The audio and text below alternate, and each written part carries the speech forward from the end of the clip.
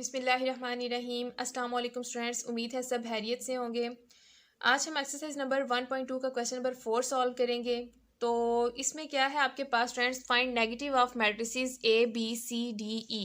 आपने क्या फाइंड करना है? नेगेटिव फाइंड करने हैं। ये जो मैट्रिसेस गिवन है, इन मैट्रिसेस के नेगेटिव मैट्रिक्स जो हैं वो फाइंड करने हैं।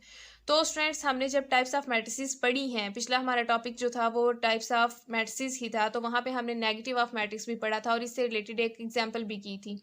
तो अब ये भी सेम वही काम है। ठीक है जी, आपके पास एक आपको दे दिया गया है मैट्रिक्स और बोला गया है कि आपने क्या करना है, इसके इनके नेगेटिव मैट्रिक्स फाइंड करने हैं। बेसिकली आपको ये 5 दिए हुए हैं। अभी फिलहाल मैंने ए लिखा है। सबसे पहले हम ए को सॉल्व करते हैं।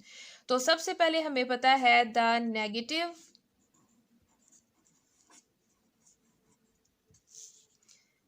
नेगेटिव ऑफ मैट्रिक्स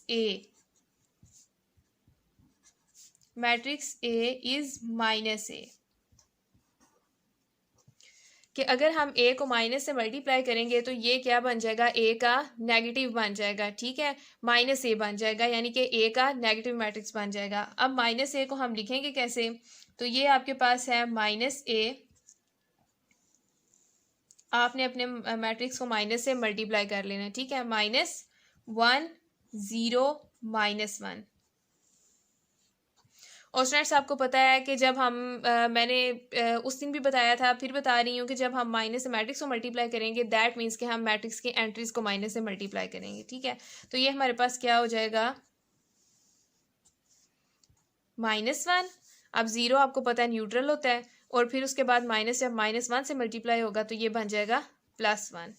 ठीक है, ये आपके पास था क्वेश्चन नंबर 4 का एक पार्ट मैंने करवा दिया। स्टूडेंट्स, आसान से क्वेश्चन हैं, आप बाकी कीजिएगा।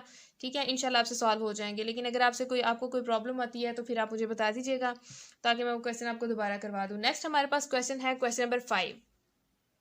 क्वेश्चन नंबर 5 में पूछा गया है, find the transpose of each of the following. ठीक है, कुछ यहाँ पे भी आपको कुछ मैट्रिसेस दिए हुए हैं और आपको बोला गया है कि आप इनका ट्रांसपोज फाइंड करें। ठीक है, तो ट्रांसपोज स्टूडेंट्स, हमने इसकी डेफिनेशन भी पढ़ी थी। अगेन हम इसको पढ़ लेते हैं, मतलब जहन में ले आते हैं। क्या होता है हमारे पास ट्रांसपोज में?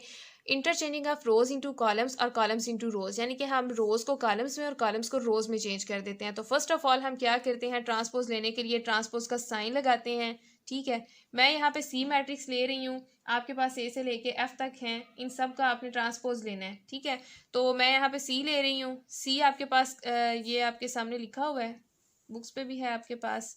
1 2 3 2 -1 0। और स्टूडेंट्स, ट्रांसपोज लेने के लिए इसका सबसे पहला काम कि आपने क्या करना होता है? ट्रांसपोज का सिंबल लगाना होता है। अब ट्रांसपोज का सिंबल आपने लगा लिया। अब नेक्स्ट स्टेप में आपने क्या करना है? अच्छा जी, चलें पहले इसको अरेंज करते हैं, फिर जो है वो बाद में ब्रैकेट्स लगाते हैं। स्टूडेंट्स, ये देखें, ये आपके पास क्या है? ये मैं आपको समझाने के लिए ये लाइन लगा रही हूँ। ठीक है, ये एक रो थी। हम क्या करते हैं, इसमें रोज को कॉलम्स में और कॉलम्स को रो में चेंज करते हैं। 1 2 रो थी, यहाँ पे मैंने अब ट्रांसपोज लिया तो इसको कॉलम में चेंज कर दिया। नेक्स्ट आपके पास स्टूडेंट्स है 2 -1। ये आपके पास दूसरी रो थी, अब इसको कॉलम में चेंज कर देंगे तो ये बन जाएगा 2 -1। Third one is 3 0। ये आपके पास तीसरी रो थी। ठीक है, अब इसको हमने क्या बना दिया? कॉलम बना दिया। अब स्टूडेंट्स देखें, तो इसका ऑर्डर जो है वो चेंज हो गया है। ठीक है, ट्रांसपोज में हमने क्या करना होता है स्टूडेंट्स? रोज को कॉलम्स में और कॉलम्स में रोज में चेंज करना होता है।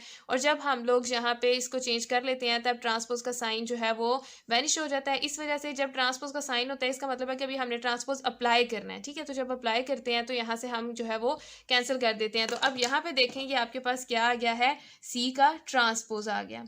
ठीक है स्टूडेंट्स, तो ये आसान सी चीज़ थी आपके पास। आपने जस्ट रोज को कॉलम्स में और कॉलम्स को रोज में चेंज करना होता है, तो आपके पास क्या हो जाता है? उसका ट्रांसपोज आ जाता है। ठीक है, बाकी क्वेश्चन इसके इसी तरह के हैं, आपने जस्ट यही काम करना है। सब में कोई मुश्किल चीज़ नहीं है, आसान सी है। किसी में एक रो दी हुई होगी, किसी में 2 रोज दी हुई होगी, आपने बस रोज को कॉलम्स में चेंज करना है, फिर कॉलम्स को रोज में चेंज करना है। तो नेक्स्ट क्वेश्चन की तरफ मूव करते हैं। नेक्स्ट आपके पास क्वेश्चन नंबर 6। क्वेश्चन नंबर 6 में आपको एक मैट्रिक्स ए दे दिया गया है स्टूडेंट्स, और आपको बोला गया है कि अगर इसका ट्रांसपोज लें और उसका दोबारा से ट्रांसपोज लें तो आपके पास आंसर दोबारा से यही मैट्रिक्स आता है। ठीक है, ये एक रिजल्ट है, ठीक है, जो कि आपने प्रूव करना है। आपको क्या बोला गया है, verify that if A is equal to 1 2 0 1 then A transpose is equal to A. दो दफ़ा ट्रांसपोज अप्लाई हुआ है, यानी कि एक दफ़ा हम मैट्रिक्स पे एक ट्रांसपोज अप्लाई करेंगे, फिर जो हमारे पास आंसर आएगा उसके ऊपर दोबारा से ट्रांसपोज अप्लाई करेंगे और देखेंगे कि हमारे पास आंसर दोबारा से यही वाला मैट्रिक्स आ जाता है। ठीक है, तो उसके लिए स्टार्ट करते हैं स्टूडेंट्स। सबसे पहले आप अपना मैट्रिक्स लिखें जो आपको गिवन है। ठीक है, ये इसका फर्स्ट पार्ट है। तो ए इज इक्वल टू 1 2 0 1। आपने क्या करना है, इसका सबसे पहले आपको क्वेश्चन के अगर स्टेटमेंट समझ लेते हैं स्टूडेंट्स तो 70% क्वेश्चन आपका सॉल्व हो जाता है। ठीक है, आपके जहन में पता हो, आपको डायरेक्शन का पता चल जाता है।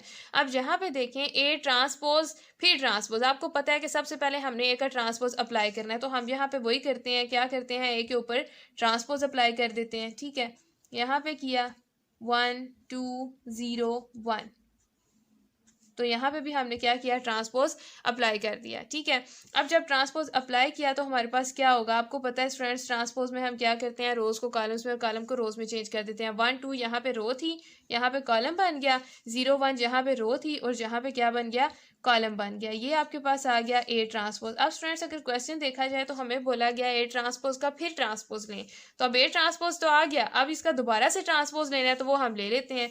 यहाँ पे देखें, ए ट्रांसपोज और इसका दोबारा से ट्रांसपोज अप्लाई कर दें इस साइड पे भी, 1 0 2 1, तो दोनों साइड पे आपने क्या किया, ट्रांसपोज अप्लाई कर दिया। ठीक है, एक दफ़ा ए आपको जो ए गिवन था आपने एक दफ़ा ट्रांसपोज लिया, फिर जो आंसर आया उसका दोबारा से आपने ट्रांसपोज लिया। इस साइड पे देखें स्टूडेंट्स, 2 दफ़ा ट्रांसपोज हो गए हैं। इस दफ़ा भी जो हम इस तरफ भी जो हमने ट्रांसपोज लिया था उसका आंसर जो आया था, अब दोबारा उसका ट्रांसपोज ले रहे हैं। इनके दोनों तरफ हम इक्वल काम कर रहे हैं। ठीक है, अब यहाँ पे ए ट्रांसपोज ट्रांसपोज और इस तरफ स्टूडेंट्स जब हम ट्रांसपोज अप्लाई करेंगे तो दोबारा अब ये जो रो थी ये कॉलम में चेंज हो जाएगा, फिर ये जो रो थी ये भी कॉलम में चेंज होकर 2 1, और ऊपर से हमने टी अब नहीं लगाया क्योंकि वो हमने अप्लाई कर दिया। ठीक है, तो अब स्टूडेंट्स ये देखें, क्या आपको समझ आ रही है कि ये क्या है।